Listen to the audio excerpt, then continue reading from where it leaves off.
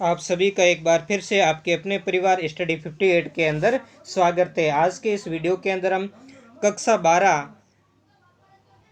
इतिहास की जो भाग संख्या 1 भारतीय इतिहास के कुछ विषय भाग 1 के अध्याय संख्या 4 को देखेंगे, जिसका टॉपिक है विचारक, विश्वास और इमारतें।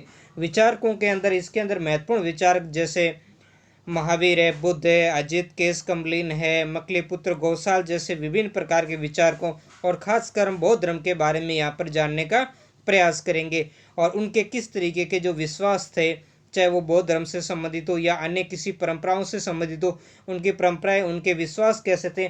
और इसकी इमारतों के अंदर खासकर हम स्तूप और उसकी मूर्ति कला, उससे संबंधित विभिन्न प्रकार के जो स्मारक है, उन सभी स्मारकों और उन पर जो किस तरीके की कलाकृतियाँ की गई है, उनको हम समझने का इसमें प्रयास करेंगे। यानी जो सांस्कृतिक विकास है और सांस्कृतिक विकास को समझेंगे।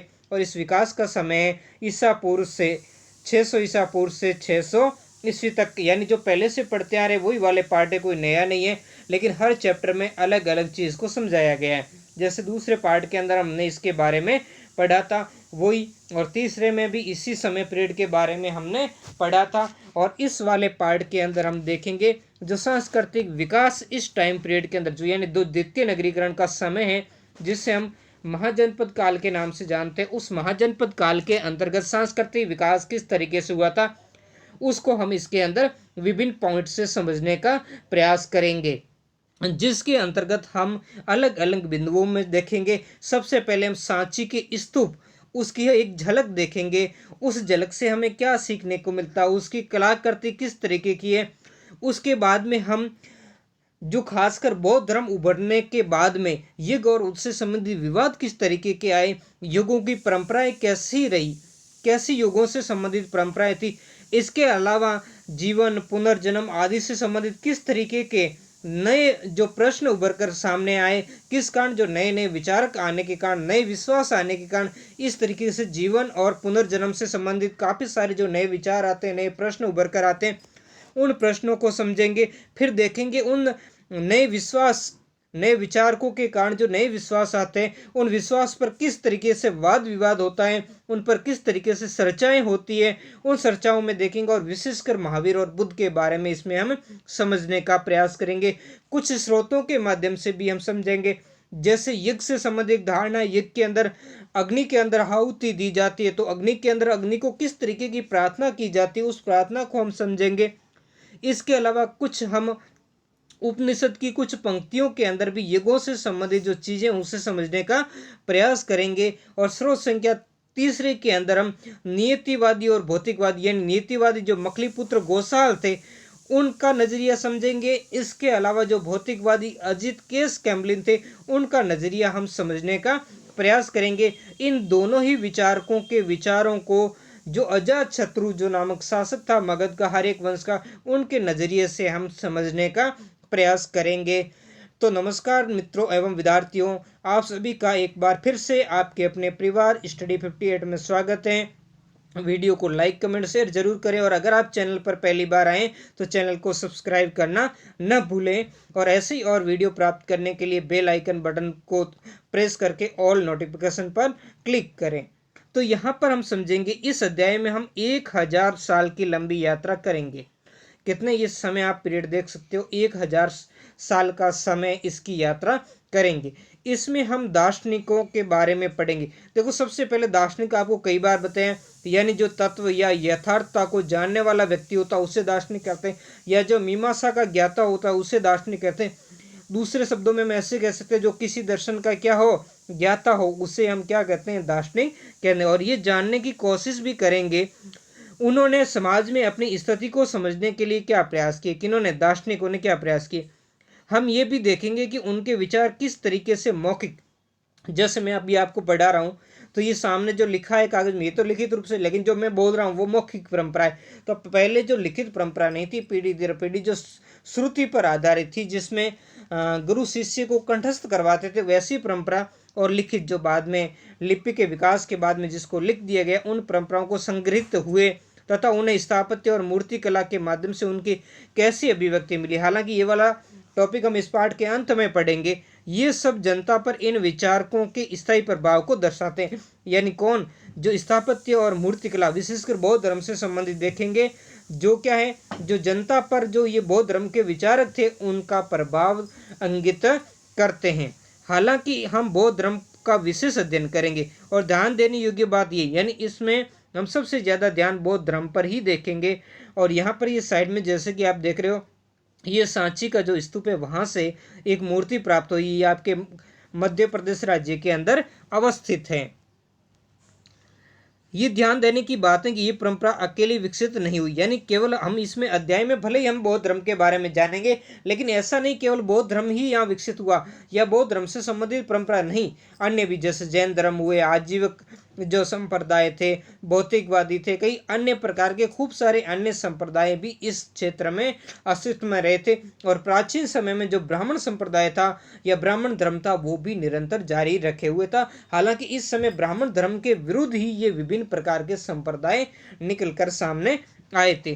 दूसरी कई परंपराएं थी जो एक दूसरे के साथ लगातार वाद विवाद चलता रहा, उनके बीच में चर्चाएं होती रही और संवाद चलता रहा। संवाद मतलब आपसी जो विचारों का आदान प्रदान भी चलता रहा। तो ये सारी बातें हम इसमें देखने की, यानी इनमें शास्त्रार्थ हुआ करते थे विभिन्न प्रकार के, जो विभिन्न पंथों के बीच में, विभिन्न परंपराओं के बीच में, या कह सकते हैं जो धार्मिक विश्वास थे, इन धार्मिक विश्वासों को लेकर इनमें आपस में क्या होता रहता था? वाद विवाद होता रहता था, संवाद होते रहते थे। जैसे आजकल आप टीवी पे ऊपर देखते हो लाइव डिबेट्स, तो वैसे उस समय किसी बात को हल करने के लिए, किसी प्रश्न का समाधान करने के लिए ऐसे ही जो आपस में चर्चाएं हुआ करती थी। ऐसे केवल अन्य परंपराओं के अंदर भी नहीं, बौद्ध धर्म के अंदर भी खूब, जिसे हम संगीतियों के नाम से जानते हैं, ऐसी जैन धर्म में की अंदर भी हुई थी। और जबकि बाकी धर्म में आपस में जैसे ब्राह्मण धर्म से संबंधित ऐसे ही कोई जैसे लाइव डिबेट होते थे जिन्हें शास्त्रार्थ कहा जाता था, और कई लोग क्या करते थे, एक दूसरे को पराजित कर देते थे। ये आगे हम सारी चीज़ों को हम समझने का प्रयास करेंगे। और उन जब कोई भी परंपरा का गुरु जब दूसरे विचारकों को पराजित कर देता था, किस तरीके से उनके समर्थकों की संख्या बढ़ जाती थी। इन रोमांचक विचारों और विश्वासों की दुनिया के पुनर्निर्माण के लिए इतिहासकारों जिन स्रोतों का इस्तेमाल करते हैं उसमें जैसे बौद्ध धर्म से संबंधित, जैन धर्म से संबंधित और ब्राह्मण ग्रंथों के अलावा इमारतों और अभिलेखों जैसे प्रबुद्ध मात्रा में उपलब्ध भौतिक साक्ष्य भी शामिल है।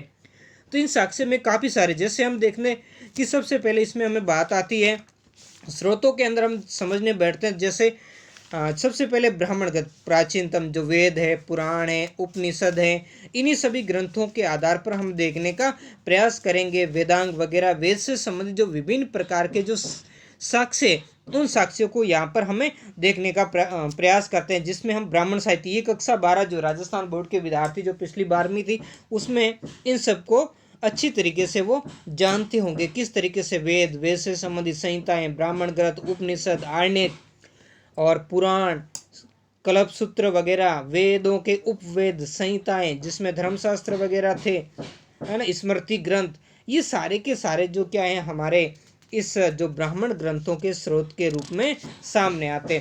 जबकि बौद्ध धर्म से, जिसको बौद्ध और जैन धर्म के जो ग्रंथ हैं या स्रोत है, जिन्हें हम ब्राह्मणेतर जो स्रोत के नाम से जानते हैं, जिसमें खास करके बौद्ध धर्म से संबंधित त्रिपिटक है, इसके अलावा दीपवंश, महावंश है, और मिलितपनो है, आर्य मंजूश्री, मूल कल्प है, ऐसे बहुत सारे ग्रंथ है, अंगुत्तर निकाय, महावस्तु जैसे खूब सारे ग्रंथ है जिनको हम समझने का प्रयास करेंगे। ऐसे ही जैन धर्म के अंदर आचरण सूत्र है, भगवती सूत्र है, कल्प सूत्र है, पृष्टि पर्वन है, कुल्य माला है। तो ऐसे ही हम स्रोतों के माध्यम से इतिहासकार इतिहास का पुनर्निर्माण करने का क्या करते हैं, प्रयास करते हैं। लेकिन केवल एक पक्षीय नहीं, इसके अलावा इतिहासकार विभिन्न प्रकार की इमारतें जो यहाँ पर हम देखेंगे, चाहे वो स्तूप हो, चाहे विहार हो, चाहे मंदिर हो, चाहे गुफाएं हो, उन सबको यहाँ पर उनके अध्ययन से कुछ अभिलेख मिल गए, शिलाओं पर लिखे मिले, किसी मूर्तियों पर लिखे, मंदिरों में मिले, ताम्रपत्र मिले, तो वहाँ पर उनकी जो प्रभुन मात्रा में उपलब्ध थे, वैसे भौतिक साक्ष्यों का क्या करते हैं, यहाँ प्रयोग करते हैं, और उसके आधार पर ही वो इतिहास को क्या करते हैं, लिखने का, समझने का प्रयास करते हैं। उस युग की बची हुई इमारतों में सबसे सुरक्षित है सांची का स्तूप। देखो काफी सारी इमारतें समय के साथ नष्ट होता है, कई सारी आक्रमण के कारण हो जाती है नष्ट, और यहाँ सांची का स्तूप क्यों सुरक्षित रहा उसके बारे में भी हम इस पॉइंट संख्या 1 में हम डिटेल से पढ़ने का प्रयास करेंगे। सबसे पहले ये समझ लेते हैं स्तूप क्या है। स्तूप का मतलब एक ढेर, टीला या धूप हो सकती है, इस टाइप के हम समझने का प्रयास करते हैं। अब देखते हैं कि स्तूप का सबसे पहले उल्लेख कहाँ मिलता, तो स्तूप का सबसे पहले उल्लेख हमें ऋग्वेद में मिला। बौद्ध धर्म से संबंधित काफी सारी चीजें महत्वपूर्ण है, जैसे स्तूप। वैसे स्तूप हम समझ लेते हैं ये समाधि होती थी बाकी लोगों की, जैसे अब मुस्लिम धर्म के अंदर भी मृत व्यक्ति होता तो उसको दफना कर ऊपर समाधि, और ऐसे हिंदू धर्म के अंदर भी कई सारे वर्गों के अंदर ऊपर क्या बनाई जाती है, समाधियाँ बनाई जाती हैं। और जैसे राजपूतों के अंदर हम देखते हैं तो छतरियाँ बनाई जाती है। तो वैसे ही गौतम बुद्ध से संबंधित उनके जो शरीर या उनके जो शरीर के अवशेष और कई जगह उनके जो वस्तुएं वो प्रयोग में करते थे, उनके ऊपर भी स्तूपों का निर्माण करे। तो ये स्तूप इस अध्याय के अध्ययन का प्रमुख केंद्र बिंदु है, अध्याय संख्या 4 का। और इसका पहला ही पॉइंट है सांची का स्तूप, जो मध्य प्रदेश राज्य के अंदर अवस्थित है। इसको पढ़ने से पहले यहाँ साइड में आप देख लीजिए, ये जो फोटो आप देखते हो, ये फोटो भोपाल की नवाब है जिसका शासनकाल 1868 से 1901 था, जिसका नाम था शाहजहां बेगम। उसने अपनी एक आत्मकथा लिखी थी जिसका नाम था ताज उल इकबाल तारीख भोपाल, मतलब इसका मतलब होता है भोपाल का इतिहास, जो कब लिखी 1876 में। एस.टी. बायरस्टो ने इसका क्या किया था, बाद में अनुवाद किया था। अब ये इसका यहाँ मीनिंग क्या है कि यहाँ पर जो एक व्यक्ति होता है जो उस समय भारतीय पुरातत्व विभाग का जो डायरेक्टर था, जिसका नाम है जॉन मार्शल। तो जॉन मार्शल इसके समय यहाँ आता है और अध्ययन करता है, और ये जॉन मार्शल की काफ़ी सहायता करती है, वित्तीय मदद करती है। इस कारण यहाँ पर इसका फोटो दिया गया है और इसको समझना भी जरूरी, आगे और भी स्पष्ट हो जाएगा इसके बारे में। तो भोपाल राज्य के प्राचीन अवशेषों में सबसे अद्भुत है सांची कनखेड़ा की इमारतें।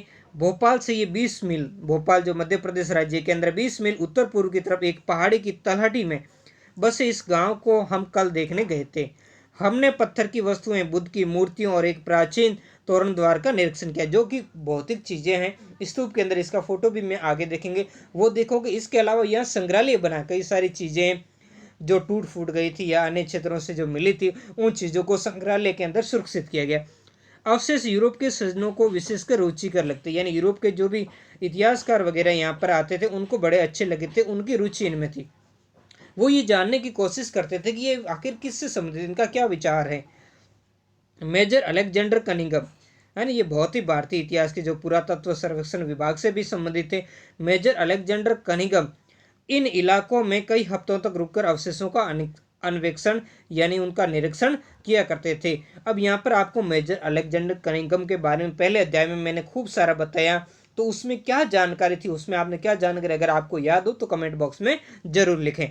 उन्होंने इस जगह के चित्र बनाए, किसने, अलेक्जेंडर कनिंघम ने। वहां के अभिलेखों को पढ़ा जो यहाँ पर लिखे गए थे, और गुम्बद नुमा ढांचे के बीचों बीच खुदाई की। जो गुम्बद नुमा ढांचा था इसका जो स्तूप का, उसके बीचों बीच खुदाई की, और उन्होंने इस खोज के निष्कर्षों को एक अंग्रेजी की पुस्तक में लिखा था, जो इसका क्या था, अनुवाद था। ये आप समझ सकते हो। और ये नई पुस्तकें हैं अब जो मैं पढ़ा रहा हूँ। पहले मैंने जो इससे पहले 3 पार्ट पढ़ाए थे वो 18-19 की पुस्तकें थी, हालांकि उसमें और इसमें कोई परिवर्तन नहीं। ये नई बुक्स अभी आ चुकी है 2021-22 की, और इससे संबंधित मैंने वीडियो भी अपलोड कर दिया। उन सभी सब्जेक्ट के आपके जो बुक से संबंधित वीडियो अपलोड हो चुके हैं, उन्हें नहीं देखा तो प्लेलिस्ट में आप जा करके देख लीजिए।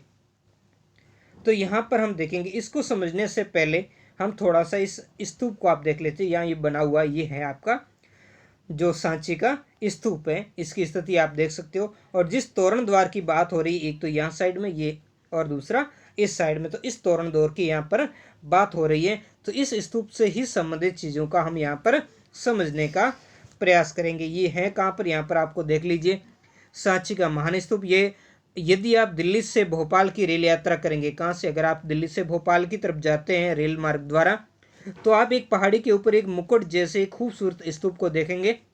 यदि आप गार्ड मतलब जो ट्रेन के अंदर होता है उसको सूचित करोगे कि मुझे इसको देखना है, मुझे यहाँ उतरना है इसको देखने के लिए, तो सांची के छोटे से स्टेशन पर 2 मिनट के लिए गाड़ी को रोक देंगे।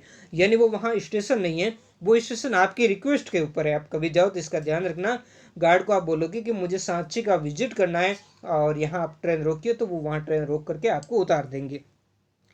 बस इतना समय कि आप गाड़ी से उतर जाए, इतना ही समय वहाँ पर गाड़ी रुकती है। पहाड़ी पर चढ़ते हुए आप पूरे स्तूप समूह को देख सकते हैं।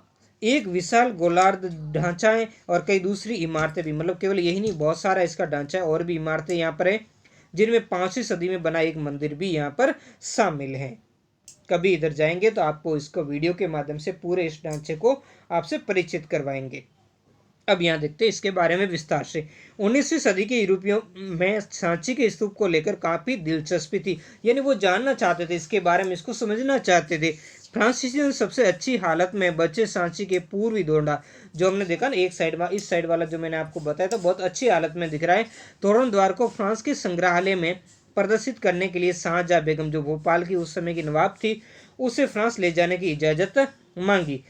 और कुछ समय के लिए अंग्रेजों ने भी इसे ले जाने की कोशिश की, यानी फ्रांसीसी और अंग्रेज दोनों ने भी इस जो पूर्वी द्वार था, जो अच्छी स्थिति में था, अपने देश में जहां पर ये पुरानी वस्तुओं का संग्रह करते थे, उन संग्रहालयों में ले जाने के लिए कोशिश की।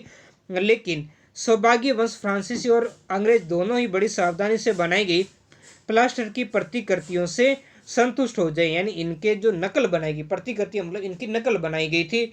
तो यहाँ की जो बेगम थी, शाहजहां बेगम, यहाँ की नवाब थी, उन्होंने इन दोनों को संतुष्ट कर दिया कि इसको यहीं बने रहने दो और हम इसकी नकल बनाएंगे, इसकी प्रतिकृतियां बनाएंगे, उन प्रतिक्रियाओं को अपने यहाँ ले जाओ और जिसके ऐसी प्रतिक्रिया बनाकर आपको देंगे जिसमें ओरिजिनल में और इसमें कोई अंतर नहीं होगा। इस प्रकार मूल कृति भोपाल राज्य में अपनी जगह पर रह गई। नहीं तो क्या पता, ये फ्रांसीसी और अंग्रेजों की ललचाई नजरों के कारण इसको तोड़ दिया जाता।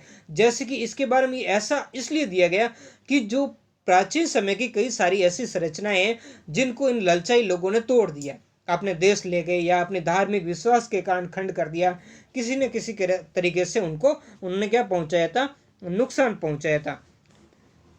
भोपाल के शासकों में एक तो शाहजहां बेगम थी और उसकी उत्तराधिकारी थी सुल्तान जहां बेगम ने इस प्राचीन स्थल के रखरखाव के लिए धन का अनुदान दिया, यानी ग्रांट दी उनको। और बड़ी बात है, अगर इसने सुल्तान जहां बेगम ने इतना योगदान नहीं दिया होता तो शायद ये जो आज जितना कुछ हम इन संरचनाओं के बारे में जानते, इस सांची के स्तूप के बारे में जानते, इससे संबंधित अभिलेखों या अन्य संरचनाओं के बारे में जानते, शायद उसको उतना नहीं जान पाते।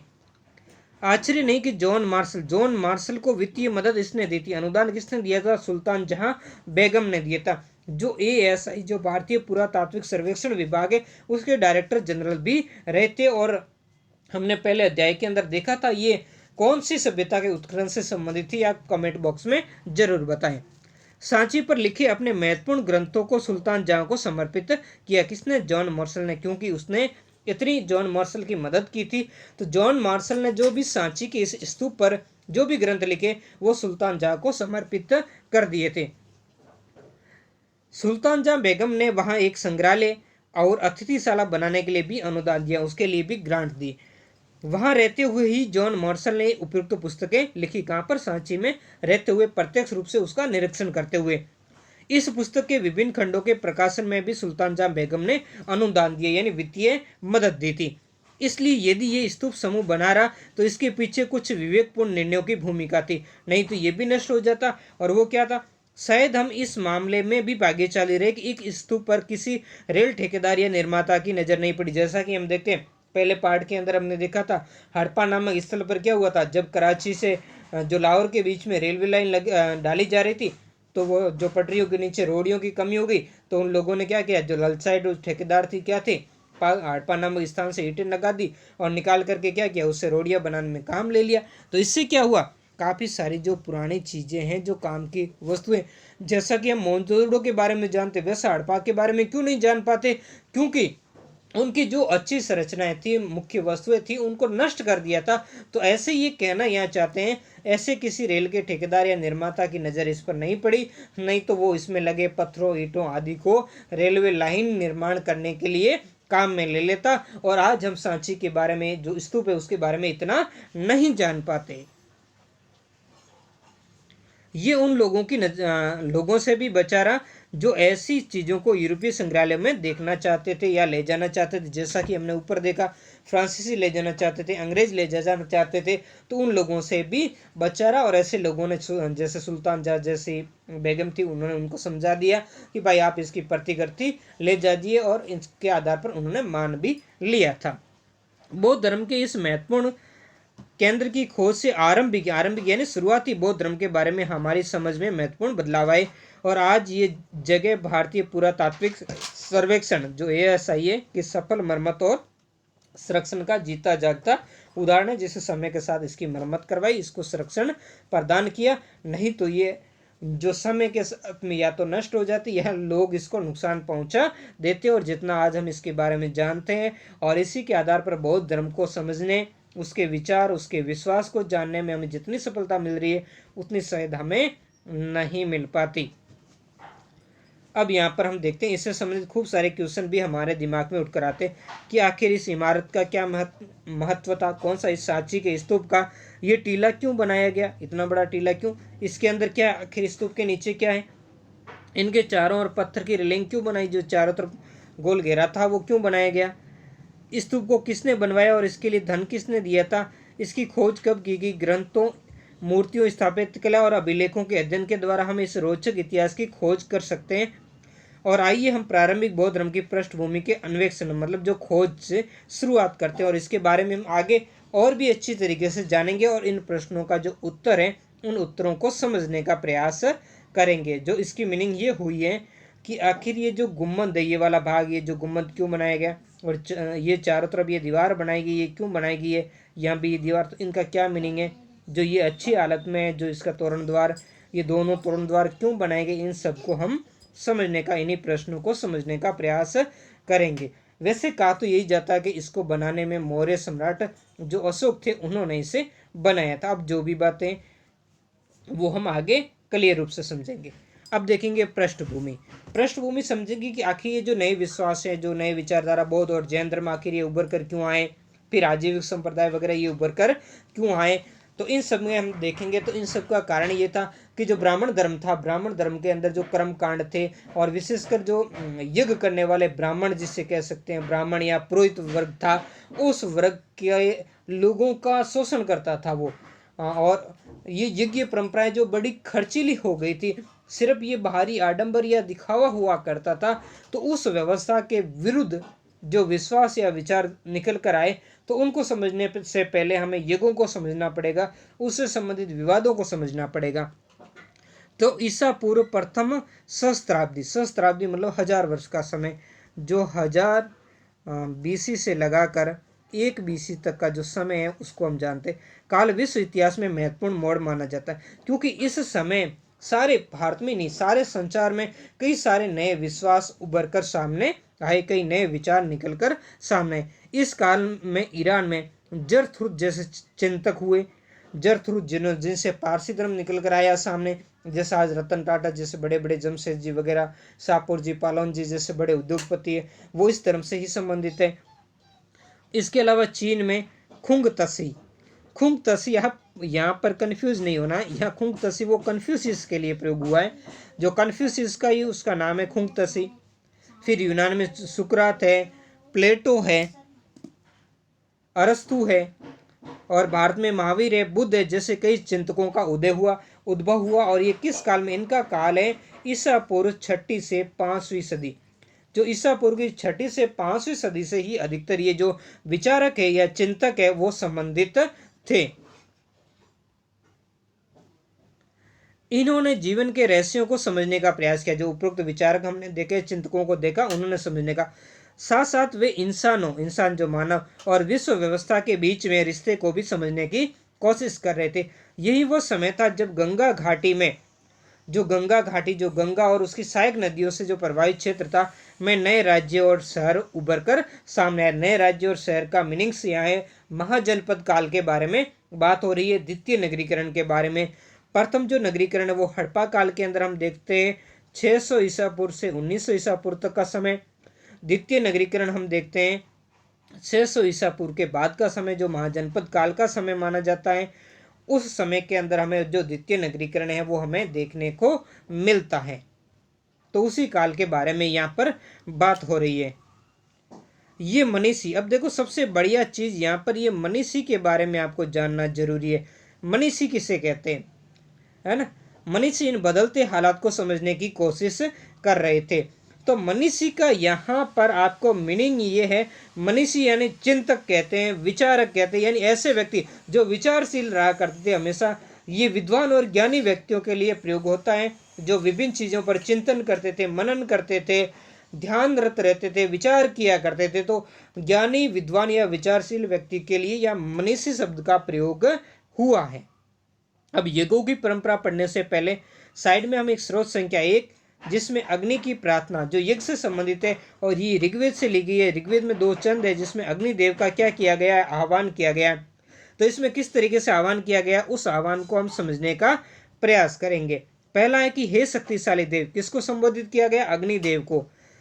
आप हमारी आहुति देवताओं तक ले जाए। ऐसा क्यों, क्योंकि जैसे यज्ञ किया जाता था, यज्ञ के अंदर अग्नि जलाई जाती थी और जो भी चीजें होती थी यज्ञ के अंदर उनकी आहुति अग्नि के बीच में अग्नि के अंदर डाली जाती थी। और अग्नि को मनुष्य और देवताओं के बीच का मध्यस्थ माना जाता था। और ऐसा माना जाता था अग्नि देवता जो यज्ञ के अंदर मानव द्वारा समर्पित की गई आहुति को संबंधित देवताओं तक पहुंचाते हैं, कुरियर करते हैं उनके। जैसे आज डाक विभाग होता है, जिसके पास भी हमें डाक भेजनी होती है तो वहाँ एड्रेस वगैरह लिख करके हम जो डाक बॉक्स के अंदर डाल देते हैं और फिर उसके माध्यम से आगे पहुंच जाती है।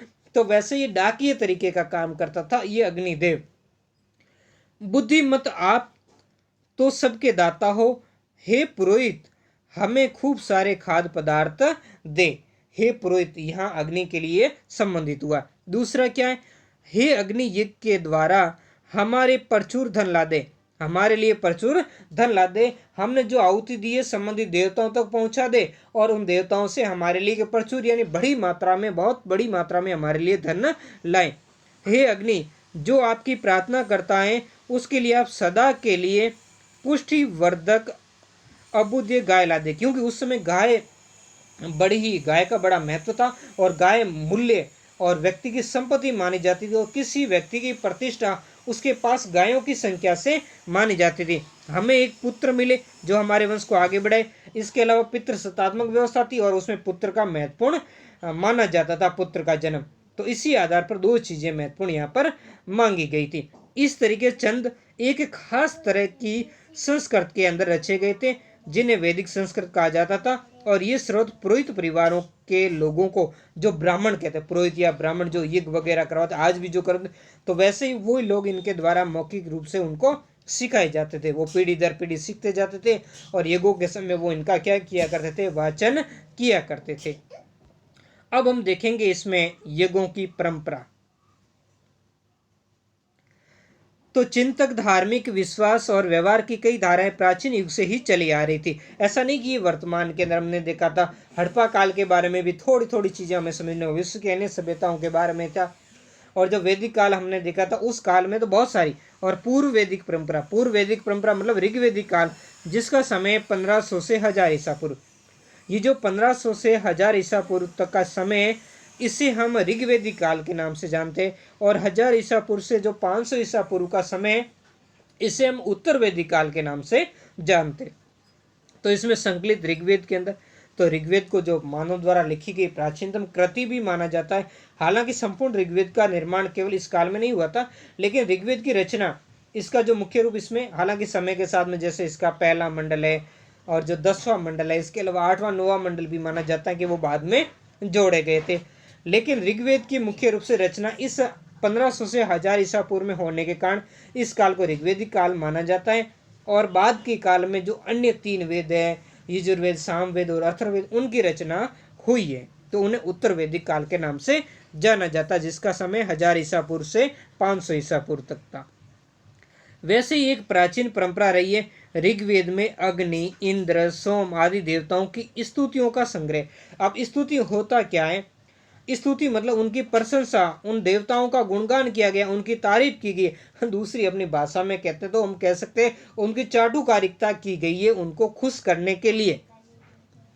यज्ञों के समय स्रोतों का उच्चारण किया जाता था। जो स्रोत होते थे उनका क्या किया जाता, उच्चारण देवताओं में ऊंची आवाज में, सुरीली आवाज में किया जाता था, यानी देवताओं को संबोधित किया जाता था। और लोग मवेशी, बेटे, स्वास्थ्य, लंबी आयु आदि के लिए प्रार्थना करते थे। मतलब किसके लिए करते थे लोग स्तुति, ऐसी उनकी प्रशंसा किस लिए करते थे, देवताओं का गुणगान क्या करते थे, उनसे क्या चाहते थे वो, तो वो चाहते थे कि उन्हें मवेशी, देखो मवेशी यहाँ जो शब्द प्रयोग हुआ जिसको हम इंग्लिश में कैटल कहते हैं, ये गाय, बछड़े और बैल इनके लिए, यानी जो गाय वृक्ष से संबंधित। हालांकि बाद के समय में कई इसके अर्थ हम देखते हैं तो इसमें भैंस को भी शामिल कर दिया जाता है, इसमें बकरियों को भी शामिल कर दिया जाता है, यानी जो भी दुधारू पशु होते थे उन्हें मवेशी के नाम से जानते थे। लेकिन यहाँ जो शब्द प्रयोग हुआ यह गाय वृक्ष से संबंधित, गाय, उनके बछड़े और बैल, क्योंकि उस समय यह आर्थिक समृद्धि का आधार था और जो पुत्र की महत्वपूर्ण स्थिति थी, और इसके लिए पुत्रश्री यज्ञ भी किया जाता था पुत्र प्राप्ति के लिए। तो इसलिए, और स्वास्थ्य, लोग अपना स्वास्थ्य अच्छा चाहते थे कि वो कोई बीमारी नहीं हो, उन्हें कोई रोगग्रस्त नहीं हो जाए और वो लंबी आयु जिए और इस संसार का वो सुखपूर्वक तरीके से आनंद भोग सके। और ऐसा कैसे भोग सकेंगे, जब उनका स्वास्थ्य अच्छा होगा और लंबी उम्र होगी और उनके पास मवेशियों की अच्छी खासी संख्याएं होंगी और उनका क्या होगा, अच्छे उनके बेटे होंगे। बाद में लगभग 1000 ईसा पूर्व से 500 ईसा पूर्व में कुछ यज्ञ घरों के मालिकों द्वारा किए जाते थे। अब बाद में ये इनकी अलग अलग हो गए, जब घर के मालिक यानी जो पुरोहित वर्ग थे उन्होंने क्या कर लिया, इनको अपनी परंपरा बना लिया, अपनी रोजी रोटी का माध्यम बना लिया। इसमें राजसूय और अश्वमेध जैसे जटिल यज्ञ सरदार और राजा किया करते थे। जो सरदार और राजा के बारे में पिछले अध्याय के अंदर पढ़ा। अब राजसूय यज्ञ ये क्यों करते थे, राजसूय यज्ञ तब किया जाता था जब राजा का राज्याभिषेक होता था, तो राजा के राज्याभिषेक हेतु राजसूय का आयोजन किया जाता था। जबकि अश्वमेध यज्ञ कोई राजा अपनी शक्ति का प्रदर्शन करने के लिए करता था। जब वो क्या करता था, एक घोड़ा छोड़ देता था अपने राज्य में, उसके साथ कुछ सेना भेज देता था, घुमाता था कि कोई व्यक्ति उसका घोड़ा अगर पकड़ लेता तो उसके साथ में युद्ध किया जाता था। जब कोई व्यक्ति उसका घोड़ा पकड़ता नहीं था, सकुशल वापस राजधानी लौट आता था, तो इससे वो राजा चक्रवर्ती राजा माना जाता था और इससे वो अपनी शक्ति का क्या करता था, प्रदर्शन किया करता था। इनके अनुष्ठान के लिए उन्हें ब्राह्मण पुरोहितों पर निर्भर रहना पड़ता था। जो पिछले वाले पार्ट में हमने वर्ण व्यवस्था वाले में देखा था, ब्राह्मण जो पुरोहित थे उन्होंने इसे अपना विशेषाधिकार मान लिया था कि केवल जो यज्ञ करवाना उन्हीं का ही अधिकार है, और ऐसा अधिकार उन्होंने विभिन्न वैदिक परंपराओं, दैविक सिद्धांतों के आधार पर भी सिद्ध करने का कार्य किया था। ठीक है, तो ये कुछ चीजें हम समझ गए। अब कुछ ये सारी चीजें इतनी सारी आई, यज्ञ होते थे और किससे संबंधित थे, तो अब कुछ प्रश्न भी निकलकर हमारे सामने आते हैं। वो नए प्रश्न क्या है, जैसे उपनिषदों जिनकी रचना काल 6ठी शताब्दी ईसा पूर्व महाजनपद काल के समय मानी जाती है, में पाई जाने वाले विचारधाराओं से पता चलता है कि लोग जीवन का अर्थ, यानी आखिर मानव जीवन है, इसका क्या अर्थ है, इसकी मीनिंग क्या है, आखिर ये जीवन हमें क्यों मिला है, इस जीवन के अंदर हमें क्या करना चाहिए, इस जीवन से हम पहले क्या थे, इस जीवन के बाद क्या होंगे, यानी मृत्यु के बाद क्या जीवन की और संभावना, फिर से हमें क्या मिलेगा, जीवन मिलेगा, या फिर अन्य जैसे हम 84 लाख प्रकार की योनियों का जो हमारा चक्र माना गया है, तो उसके आधार पर ये समझते थे। और पुनर्जन्म यानी फिर से दोबारा जन्म होता, दोबारा जन्म किस तरीके का होगा, मानव का होगा, किसी पशु का होगा, किसी पक्षी का होगा, इसके बारे में जानने के लिए उत्सुक थे। क्या पुनर्जन्म अतीत यानी बीते हुए समय के कर्मों के कारण होता था, जैसा कि आजकल मानते, विशेषकर हिंदू धर्म में तो यही मानना है कि जो पुनर्जन्म जो होता है वो क्या है, जैसे किसी जन्म में जैसे काम किए, कर्म यानी जैसे उन्होंने कार्य किए, अच्छे कार्य किए तो उसके हिसाब से अच्छा उसको जन्म मिलता है, अगर बुरे काम करता तो उसको जैसे बुरे जानवरों जैसे का, ये जैसा सूअर वगैरह जैसे कि जन्म मिलता है। ऐसे मुद्दों पर पुरजोर रूप से बहस होती थी, यानी उनके आपस में वाद विवाद होते थे, शास्त्रार्थ हुआ करते थे। मनीषी जो ये चिंतक लोग थे, जो ज्ञानी लोग थे, परम यथार्थ की प्रकृति को समझने, यानी वास्तव में क्या है, वास्तविक सत्य क्या है, उस प्रकृति को समझने और उसको अभिव्यक्त करने में लगे थे। वैदिक परंपरा से बाहर के कुछ दार्शनिक ये सवाल उठा रहे थे, यानी वैदिक परंपरा से संबंधित जो ऋषि मुनि थे जिन्हें मनीषी शब्द कहा गया, और बाहर के कुछ दार्शनिक का मतलब जैसे ये विशेष रूप से जैन और बौद्ध धर्म के, और बौद्ध धर्म खास करता इसमें, उठा रहे थे कि सत्य एक होता है या अनेक। वो कहते थे क्या सत्य एक होता है कि अनेक, कई अलग अलग टाइप का भी हो सकता है। लोग युगों के महत्व के बारे में भी चिंतन कर सकते, इसका क्या महत्व है, इसकी वैल्यू क्या है, क्या इस यज्ञ से ही सब कुछ होता है। तो सब लोग तो इतना गरीब लोग क्या इनका खर्चा उठा पाएंगे, तो ऐसे लोग क्या उनको कोई मुक्ति नहीं होगी या उनको कोई सुख शांति नहीं प्राप्त होगी।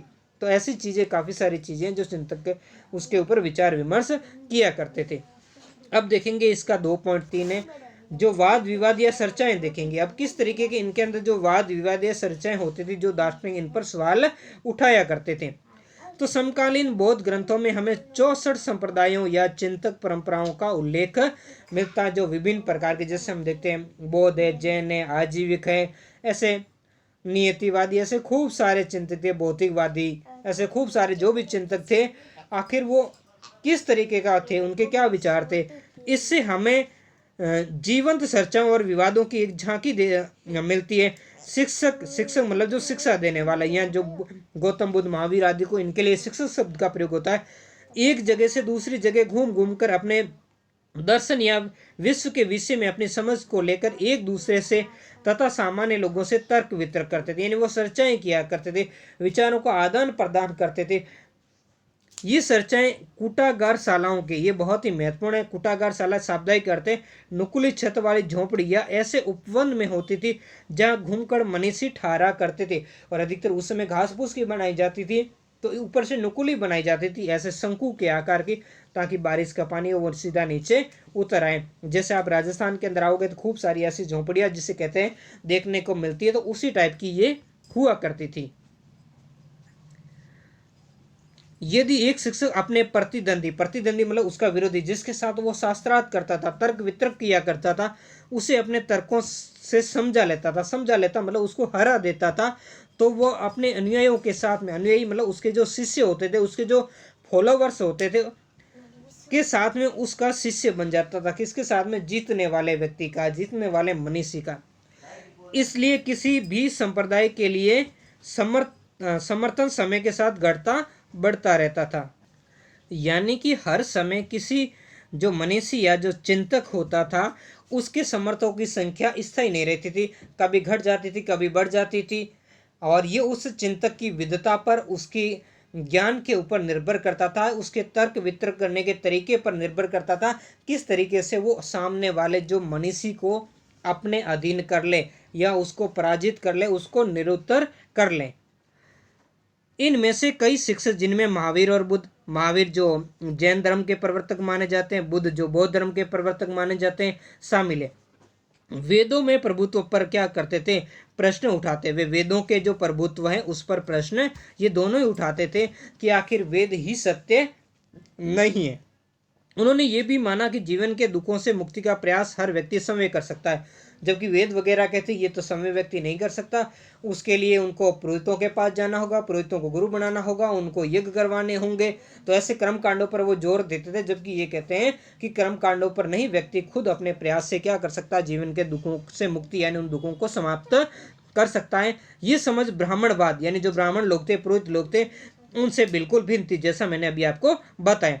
जैसा कि हमने देखा कि ब्राह्मणवाद ये मानता था किसी व्यक्ति का अस्तित्व केवल उसकी जाति, यानी वो किस जाति से, यानी जैसे 4 वर्ण हमने पहले देते थे, वो ब्राह्मण वर्ग से संबंधित है, क्षत्रिय से या वैश्य से, तो उनसे संबंधित जाति हम देखेंगे क्या वो ब्राह्मण है या वो क्षत्रिय यानी जैसे राजपूत है, जैसे आप मानते हैं राजा वर्ग से संबंधित है, या वो शूद्र वर्ग से संबंधित है, या वो व्यापारी वर्ग से संबंधित है। जैसी जाति प्रथा हम आज देखते हैं तो वैसे मानता था। जैसे इसमें जो निचली जातियां होती शूद्र जैसे वर्ण के, तो वो तो कभी ऐसे दुखों का अंत हो ही नहीं सकता उनका। तो ऐसे और लिंग यानी वो क्या स्त्री है या पुरुष है, तो उसके आधार पर जैसे इस ब्राह्मणों के अंदर जो स्त्रियों को कभी भी मुक्ति का माध्यम माना ही नहीं गया था, स्त्रियां मुक्त हो ही नहीं सकती, तो इस आधार पर निर्धारित किया जाता था, यानी जाति और लिंग के आधार पर। अब हम स्रोत संख्या 2 को समझने का यहाँ प्रयास करेंगे, जिसमें उपनिषद की कुछ पंक्तियां, उपनिषद मतलब गुरु के पास में निष्ठापूर्व बैठना होता है। यहाँ पर संस्कृत भाषा में रचित 6ठी सदी ईसा पूर्व के चांदोग्य उपनिषद बड़ा ही महत्वपूर्ण उपनिषद है। उसके 2 श्लोक, जिसमें एक तो आत्मा की प्रकृति के बारे में, दूसरा सच्चा यज्ञ क्या होता है उसके बारे में बताया गया। आत्मा की प्रकृति क्या होती है उसमें कहा है, मेरी ये आत्मा धान धान जो क्या होता है, चावल जब निकालते हैं, जो पहले हम जैसे खेती करते हैं ना, आजकल हम चावल कहते हैं, चावल नहीं, उसके ऊपर लगता है वो धान होता है। धान के ऊपर से का कवर जो भूसा हटा दिया जाता है, तब उसमें से हमें चावल मिलता है। ये यानी जो होता है। और सरसों और बाजरे की बीज की गिरी से भी छोटी है। वो कहते हैं आत्मा इतनी छोटी है। अब इनके जो बीज, आप एक तो देखो, ये इनके बीज बहुत ही छोटे होते हैं। वैसे धान का तो हम देख लेते हैं, और ये वो धान के जो बीज होते हैं, यानी जौ के लगभग समान होते हैं। जौ के ऊपर भी वैसा ही कवर होता है और धान के ऊपर भी कवर होता है। लेकिन सरसों और बाजरे का दाना तो आप देखते हैं छोटा, और उस दाने के अंदर की जो किरी होती है उससे भी क्या कहते हैं, छोटी है।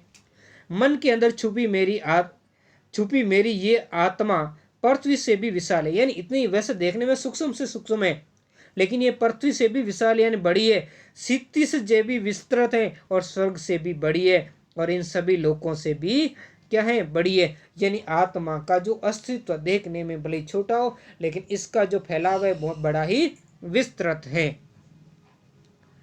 अब सच्चाई ये कि क्या होता है, ये पवन जो बह रहा है, पवन हवा के बारे में, नीचे ये एक क्या है, यज्ञ है, और बहते बहते ये सबको पवित्र करता है। इसलिए यही वास्तव में यज्ञ है। यानी जो कर्म कांडों पर आधारित जो यज्ञ है, उनके बारे में क्या समझ है उसके बारे में यहाँ दिया गया है। और आप जब मुंडकोपनिषद पढ़ते हैं तो मुंडकोपनिषद में यज्ञ को एक टूटी नाव बताया गया है।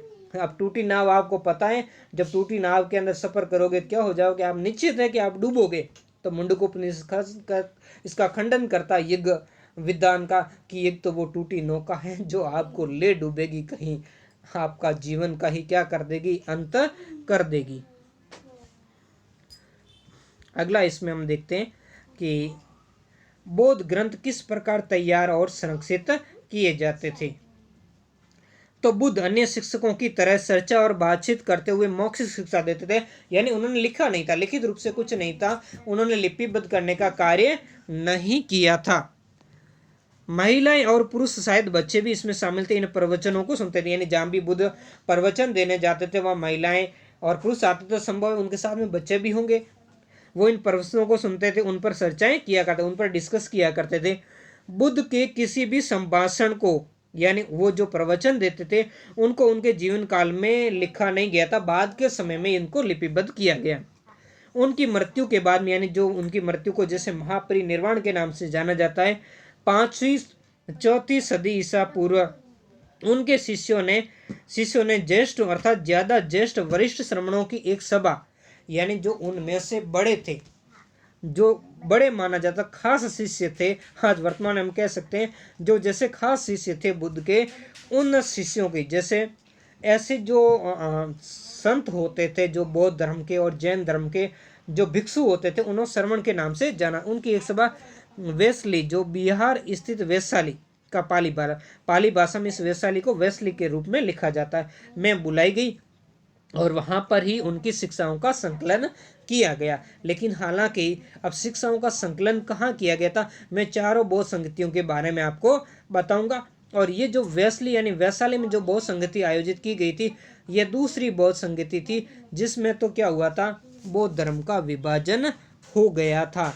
हालांकि इसका मीनिंग, इसका उद्देश्य तो क्या था, उद्देश्य तो था कि जो अनुशासन को लेकर के बौद्ध धर्म में जो मतभेद उभर कर आ गए हैं, उन मतभेदों को समाप्त करना था। लेकिन इसी दूसरी संगति के अंदर बौद्ध धर्म स्थविर और महासंघिक नामक 2 भागों में बंट गया था। अब मैं चारों संगतियों का यहाँ थोड़ा आपको वर्णन कर देता हूँ। जो पहली बौद्ध संगति है वो 483 ईसा पूर्व में, यानी जो गौतम बुद्ध की मृत्यु है उसकी मृत्यु के कुछ ही समय बाद में इसका आयोजन किया है, लगभग 300 वर्ष के आसपास माना जाता है। सॉरी, अपने 3 माह के बाद में आसपास ऐसा माना जाता है। ईसा पूर्व में कहाँ पर, राजगिर, जिसे राजगिरी भी कहते हैं, बिहार राज्य के अंदर है, उसके अंदर जो सप्तपर्णी नामक गुफा थी, उस गुफा के अंदर इसको क्या किया गया था, आयोजित किया गया था। या साइड में मैं आपको लिख देता हूँ। तो ये पहली जो बौद्ध संगति थी वो कहाँ पर आपके आयोजित की गई थी, राजगिर की सप्तपर्णी गुफा के अंदर। और इस समय यहाँ पर जो मगध राज्य था, मगध पर जो अजातशत्रु, जिसे अजातशत्रु कहते हैं, हर एक वंश के, उनका यहाँ पर शासन था। इसकी अध्यक्षता किसने की थी, अध्यक्षता महाकच्छप ने की थी। महाकच्छप ने इसकी क्या की थी, बौद्ध संगति की अध्यक्षता की थी। अब इसमें क्या हुआ था, मुख्य रूप से बौद्ध धर्म के ऊपर सारा जो विचार विमर्श किया गया और यहाँ पर जो बौद्ध ग्रंथों को लिखने का काम किया। क्यों, महात्मा बुद्ध के समय तो मौखिक परंपरा से चल रहा था, किसी भी बात को उनके प्रवचनों आदि को लिखा नहीं गया था, या उनके प्रवचनों उनके विचारों को लिखने का कार्य किया गया था। और यहाँ 2 ग्रंथ लिखे गए थे, एक तो सुत्त पिटक, अब इसमें क्या है वो तो हम आगे पढ़ेंगे, और दूसरा था विनय पिटक। इन दोनों ही ग्रंथों को यहाँ पर क्या किया गया था, लिखा गया था। जैसे हम देखते हैं सुत्त पिटक, तो सुत्त पिटक को लिखने वाले कौन थे, आनंद थे, इनका संकलन आनंद ने किया था। और जबकि विनय पिटक का जो संकलन है वो उपाली ने किया था। ये तो पहली संगति हो गई। अब हम देखते हैं दूसरी बौद्ध संगति, दूसरी बौद्ध संगति। अब दूसरी बौद्ध संगति का आयोजन कहाँ पर किया गया था, तो दूसरी बौद्ध संगति का आयोजन जैसा अभी हमने इसमें पढ़ा था वैशाली के अंदर, जो वैशाली शब्द उसके लिए आया, ये भी जो बिहार राज्य के अंदर स्थित है। इस समय शासक कौन था, शिशुनाग वंश का कालाशोक, शिशुनाग वंश का जो कालाशोक था उस समय ये शासक था। इसका समय 383 ईसा पूर्व, यानी पहली संगति से 100 वर्ष बाद में। इसका अध्यक्ष कौन था, सर्वव्यामिनी या सर्वकामिनी, या कहीं इसका नाम सभाकामी भी लिखा मिलता, तो वो इसके क्या थे, अध्यक्ष थे। अब इसमें हुआ क्या था, मुख्य रूप से जो बौद्ध धर्म के जो, जैसा मैंने अभी आपको बताया, अनुशासन को लेकर मतभेद हो गए थे, आचार विचार को लेकर मतभेद हो गए थे, तो उन मतभेदों को दूर करने के लिए बुलाए गए थे। लेकिन इसमें वाद विवाद इतना बढ़ गया कि इसमें जो संपूर्ण बौद्ध धर्म है वो ही 2 भागों में बंट गया। एक तो था स्थविर, जो कहीं कहीं आपको स्थावीर भी मिलता है, और दूसरा है महासंगिक, महासंगिक। ये 2 भागों में क्या हो गया था, विभाजन हो गया था। तो यहाँ ये एनसीईआरटी में ये बात क्यों लिखी गई, ये मेरी मीनिंग समझ में नहीं आ रही है। आपको इसके बारे में और जानकारी मिले तो बताना, क्योंकि दूसरी संगति में बौद्ध धर्म का विभाजन हुआ था, पहली संगति में जरूर लिखा गया था। अब हम बात कर लेते हैं तीसरी संगति की। जो तीसरी बौद्ध संगति है वो पाटलिपुत्र के अंदर, जो आज पटना कहते हैं, बिहार राज्य के अंदर थी, वहां पर आयोजित की गई थी, और मौर्य शासक अशोक के समय ये आयोजित की गई थी, और इसका समय लगभग 250 ईसा पूर्व का माना जाता है। और इसकी अध्यक्षता जो मोगलीपुत्र तिस है उन्होंने की थी। और इसका उद्देश्य क्या था, जो बौद्ध धर्म के जो ग्रंथ है उनको अंतिम रूप से क्या करना था, उनको संपादित करना था। सभी प्रकार के जो बौद्ध ग्रंथों को अंतिम रूप से संपादित किया गया। और एक तीसरा पिटक इसमें जोड़ा गया, अभिधम पिटक, अभिधम पिटक, जो तीसरा पिटक था अभिधम पिटक, उस अभिधम पिटक का यहाँ पर क्या किया गया, संकलन कर दिया गया। और 2 पिटक की पहली संगति में, और तीसरा ये पिटक तीसरी संगति में, इसका क्या किया गया, संकलन किया गया था। अब चौथी हम बौद्ध संगति पढ़ेंगे। तो चौथी बौद्ध संगति कश्मीर के कुंडल वन में, जो कश्मीर है उस कश्मीर के जो कुंडल वन है उस कुंडल वन में आयोजित की गई थी। और कुषाण वंश का जो शासक था कनिष्क, उसके समय आयोजित की गई थी। इसका जो निश्चित समय नहीं है, लेकिन लगभग ईसा की प्रथम जो शताब्दी है उसको माना जाता। इसकी अध्यक्षता वसुमित्र ने की थी, जबकि अशोक घोष इसके क्या थे, उपाध्यक्ष थे। इसका भी उद्देश्य वही था कि जो और भी जो मतभेद उभर कर आए उन मतभेदों के ऊपर विचार विमर्श करना था। लेकिन यहाँ फिर से बौद्ध धर्म 2 भागों में बंट गया था। एक भाग तो यहाँ पर हीनयान कहलाया और दूसरा भाग कहलाया महायान। तो इस तरीके से ये चारों जानकारी थी जो आपकी समझ के लिए बतानी आवश्यक थी। हालांकि इससे संबंध कारण थोड़ा वीडियो भी लंबा हो चुका है, लेकिन कोई बात नहीं, अब जल्दी ही इस वीडियो को हम यहाँ पर ख़त्म भी करेंगे। इन संग्रहों को त्रिपिटक यानी शब्दार्थ में भिन्न प्रकार के जो ग्रंथों को रखने के लिए 3 टोकरियां कहा जाता, जो अभी मैंने बताया, सुत्त पिटक, विनय पिटक और अभिधम पिटक। पहले इन्हें मौखिक रूप से संप्रेषित किया गया था और बाद में लिख करके विषय और लंबाई के अनुसार उसका वर्गीकरण कर दिया। विनय पिटक में क्या है, संघ यानी बौद्ध संघ है, और बौद्ध मठों में रहने वाले लोगों के लिए, यानी जो भिक्षु भिक्षुणियां रहती थी उनके नियमों का संग्रह, यानी उनके आचार विचार के क्या नियम है उनका संग्रह। जबकि बुद्ध की शिक्षा है सुत्त पिटक, सुत्त पिटक में बुद्ध की शिक्षा है, और जो कि बौद्ध दर्शन है उसका जो वर्णन किसमें, अभिधम पिटक में किया गया। हर पिटक के अंदर कई ग्रंथ यानी इसके अलग अलग भाग है, इसके बारे में यहाँ आप करेंगे, वैसे वीडियो बड़ा हो गया, आगे किसी अलग से इसके बारे में बौद्ध धर्म के ऊपर वीडियो बनाऊंगा, उसमें हम चर्चा करेंगे। बाद के युगों में बौद्ध विद्वानों ने इन ग्रंथों पर टीकाएं मतलब इनकी व्याख्या की, अपनी अपनी भाषा में उनको इनकी व्याख्याएं की। जब बौद्ध धर्म श्रीलंका जैसे नए इलाकों में मचा, द्वीप वंश, श्रीलंका ये क्या था, द्वीप था, तो चारों तरफ समुद्र से घिरा हुआ है, तो वहां पर लिखा गया, इसी कारण इसका द्वीप वंश यानी द्वीप का इतिहास, और महावंश यानी बहुत महान काम के लिए, जिसका मतलब महान इतिहास जो बौद्ध धर्म के ऊपर लिखा गया, जैसे क्षेत्र विशेष के बौद्ध इतिहास को लिखा गया था। इसमें से कई रचनाओं में बुद्ध की जीवनी भी लिखी गई। इनमें से जो कई सारी जैसे दीपवंश, महावंश, इसमें भी मिलती है, और भी बहुत सारे ग्रंथ है, उनमें गौतम बुद्ध की जीवनी है उसका वर्णन किया गया, उनके जीवन के बारे में लिखा गया। ज्यादातर पुराने ग्रंथ पाली भाषा में, लेकिन बाद के युगों के ग्रंथ संस्कृत भाषा में। जैसे चौथी बौद्ध संगीति थी, इसके बाद में जैसे चौथी बौद्ध संगीति के अंदर एक वसुमित्र ने एक ग्रंथ का संकलन किया था विभाषा शास्त्र नाम से। विभाषा शास्त्र ये संस्कृत भाषा में था। और चौथी बौद्ध संगीति के अंदर जो महायान धर्म है, इसने अपने ग्रंथों को लिखने के लिए और प्रचार के लिए संस्कृत भाषा को स्वीकार कर लिया था। जब बौद्ध धर्म पूर्व एशिया के अंदर फैला तब फासियान यानी ये फाइयान, जिसे हम किताबों में फाइयान, तो जो राजस्थान बोर्ड में जो पहले पढ़कर आए उन बच्चों को थोड़ा यहाँ ध्यान रखना होगा, क्योंकि जैसे राजस्थान बोर्ड में फाइयान, वेनसांग जैसे नाम का प्रयोग गया, लेकिन यहाँ जो सही नाम था इनका वही लिखा गया। फाइयान का सही नाम फासियन था, और ये जो स्वेन तचांग ये हवेनसांग का नाम है, जिसे हुआन च्वांग भी कहते हैं। जैसे तीर्थयात्री बौद्ध ग्रंथों की खोज में चीन से भारत आए, और ये पुस्तकें वे अपने देशों में साथ ले गए, यानी भारत आए और बौद्ध धर्म से संबंधित जो महत्वपूर्ण पुस्तकें थी अपने साथ अपने देश ले गए, और वहाँ विद्वानों ने उनका अनुवाद जो चीन की भाषाओं में किया था। हिंदुस्तान के बौद्ध शिक्षक भी दूर दराज के देशों में गए, यानी जैसे कि हम अशोक के समय देखते हैं, कनिष्क के समय देखते हैं कि बहुत सारे बौद्ध विद्वान हैं, उनको दूसरे देशों के अंदर बौद्ध धर्म के प्रचार के लिए भेजा गया था। तो वो भी अपने साथ क्या लेके गए, वो भी बुद्ध की शिक्षाओं का प्रचार करने के लिए कई सारी पुस्तकें अपने साथ में ये विद्वान लेकर गए। और कई सदियों तक ये पांडुलिपियाँ एशिया के भिन्न भिन्न इलाकों में स्थित बौद्ध विहार का, जहाँ बौद्ध भिक्षुक जो निवास करते हैं उनको विहार कहा जाता है, में सुरक्षित थी। ये पाली भाषा में थी, संस्कृत, चीनी या तिब्बती भाषा में लिखे इन ग्रंथों से आधुनिक अनुवाद तैयार किए गए। आधुनिक भाषा में जो चाहे अंग्रेजी हो, हिंदी हो, या अन्य किसी भी प्रकार की भाषा थी, यही वो पांडुलिपियाँ थी। यहाँ पर आप देख सकते हो, यह फोटो के अंदर आपको दिखाई गई, ये संस्कृत में लिखी गई एक पांडुलिपि जो 12वीं सदी की, लेकिन ये ब्राह्मी लिपि में लिखी गई है। और वर्तमान में हम जो ये लिपि पढ़ रहे हैं, ये लिखा है ये देवनागरी लिपि, ये ब्राह्मी लिपि में। इस कारण आपको इस संस्कृत और इस संस्कृत में अंतर देखने को मिलता है, केवल लिखावट में, लिपि के कारण, बाकी इसमें बोला एक ही जैसा जाता था। अब हम स्रोत संख्या 3 देखेंगे और उसके बाद इस वीडियो को हम विराम देंगे। तो स्रोत संख्या 3 के अंदर जो नियतिवादी और भौतिकवादी के बारे में बातें की गई। अब नियतिवादी और भौतिकवादी का इसके लास्ट में हम अर्थ आपको जब इसको पढ़ेंगे पूरा अर्थ पता चल जाएगा। नीतिवादी कौन थे? जो आजीविक संप्रदाय के थे।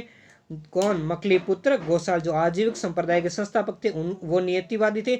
मतलब जो नियति को कोई बदल नहीं सकता, ये पहले से ही निर्धारित था, वैसा ही होने वाला। जो नियति नहीं यानी पहले से जो निर्धारित था वैसा ही घटता है, मनुष्य इसमें कोई परिवर्तन नहीं कर सकता। जबकि भौतिकवादी इस संसार में कहता है ये मानव जीवन ही मिलता है, इसके बाद में कोई जीवन नहीं है, पुनर्जन्म आगे कुछ भी नहीं है। इस जीवन में जो आनंद लेना, जो भोग करना वो कर लो, मौज शौक करनी वो कर लो, बाद में कुछ भी नहीं है। तो ये दृष्टांत सुत पिटक से लिया गया है।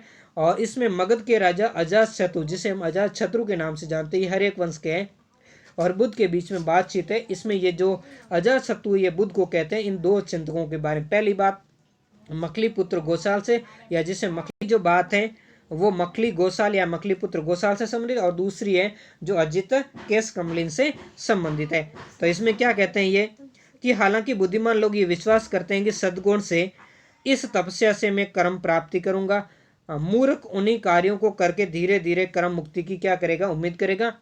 दोनों में से कोई कुछ नहीं कर सकता।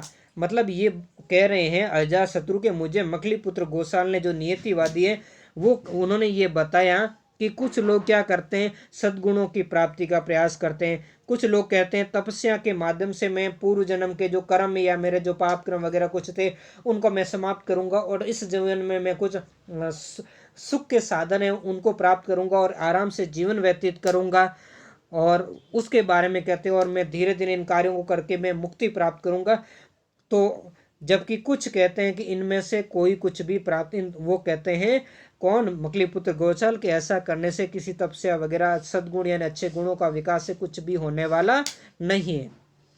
सुख और दुख मानो पूर्व निर्धारित मात्रा में माप कर दिए गए। जैसे आज भी हम कहते हैं ना, अपने जैसे व्यक्ति जन्म होता है तो वे माता कहते हैं, जिसको विमाता भी कह सकते हैं, वो क्या कर दी, पहले लिख देती है उस व्यक्ति के जन्म के समय उसके कर्मों को क्या कर लेती है, लिख देती है, निर्धारण कर देती है। तो वैसा ही यहाँ पर कहा गया, वो कहते हैं सुख और दुख की मात्रा का पहले से निर्धारण कर रखा, जैसा कि नियतिवादी ये मकलीपुत्र गोसाल जो मानते। इसे संसार में बदला नहीं जा सकता, किसी भी तपस्या से या किसी सद्गुणों के विकास से या किसी प्रकार का जो अन्य कर्म से इसको बदला नहीं जा सकता, नहीं इसे घटाया या बढ़ाया जा सकता। जैसे धागे का गोला फेंक देने पर लुढ़कते लुढ़कते अपनी पूरी लंबाई तक खुलता जाता और लंबाई तक खुलने के बाद क्या हो जाता है, रुक जाता है। उसी प्रकार मूर्ख और विद्वान दोनों ही पूर्व निर्धारित रास्ते से होते हुए दुखों का क्या करते हैं, निदान करेंगे यानी दूर करने का कार्य करेंगे, जबकि नियति के अंदर जो निर्धारण है वैसे ही होता है। और अजित केस कमली, उनका नाम क्यों पड़ा, ये भौतिकवादी थे। इस जीवन से संबंधित मौज शौक करो या कि जो खाओ पियो और जल से करो। तो ये केस कमलिन इसका नाम यूं, कई तो कहते हैं इनके केस यानी इनके बाल इतने बढ़ गए थे, और बढ़ के जब व्यक्ति कोई तपस्या करता लंबे लंबे बाल हो जाते हैं, आप ऋषियों के देखते तो वैसा ही। और फिर वो ऐसे जब रोज रोज कौन स्नान करेगा, तो वैसे तो करते नहीं, इनको समय नहीं था, एक जगह बैठे रहते, तो ऐसे बालों के गुच्छे बन गए थे, रस्सी जैसे बन गए थे, तो इसी कारण इनका नाम हो गया था केस कमलिन। दार्शनिक ने उपदेश दिया, उसकी बात अजातशत्रु बुद्ध को कह रहे, क्या कह रहे कि हे राजन, दान यज्ञ या सड़ावत जैसी कोई चीज नहीं होती इस दुनिया में, इस दुनिया या दूसरी दुनिया जैसी कोई चीज नहीं होती। ये तो कहता है कि दान यज्ञ चढ़ावा से कुछ भी नहीं मिलने वाला, इनसे कुछ सिद्ध नहीं होने वाला, कुछ प्राप्त नहीं होने वाला, और इस दुनिया के अलावा कहीं और कोई दूसरी चीज नहीं, दूसरी कोई दुनिया नहीं, यानी लोक परलोक या जीवन के पहले बाद की जो बातें जैसे ब्राह्मण धर्म में की जाती है, वैसी कोई कुछ प्रकार की चीज नहीं है। ऐसा किसका मानना है, इस अजित केस कमली ने, जैसा अजातशत्रु को कहा था वैसा ये कह रहे हैं। ये मैं नहीं कह रहा, आप समझ लोगे कि ये सिर्फ कह रहे हैं ऐसा। ये कह रहे हैं कि मनुष्य 4 तत्वों से बना है, जब वह मरता है तब मिट्टी वाला अंश मिट्टी में चला जाता है, और जल वाला हिस्सा जल में, और गर्मी वाला हिस्सा आग में, और सांस वाला हिस्सा वायु में वापस मिल जाता है, और उसकी इंद्रिया अंतरिक्ष का हिस्सा बन जाती है। जैसे पंच भौतिक शरीर माना जाता है, 4 तो ये तत्व, और 5वां जो इंद्रियों वाला कहा जाता है वो अंतरिक्ष में चला जाता है।